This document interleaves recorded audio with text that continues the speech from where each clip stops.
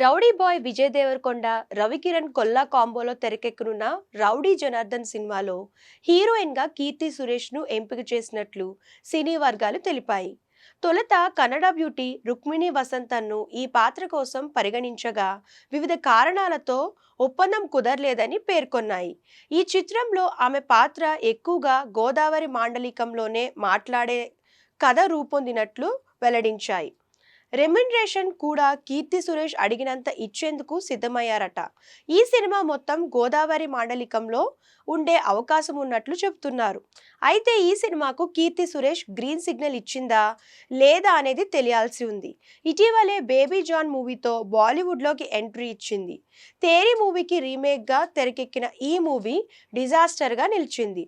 ప్రస్తుతం తెలుగులో ఉప్పు కప్పు రంపు పేరుతో కీర్తి సురేష్ ఓ వెబ్ సిరీస్ చేస్తుంది. ఈ వెబ్ సిరీస్ లో సుహాస్ ఓ కీలక పాత్ర పోషిస్తున్నాడు.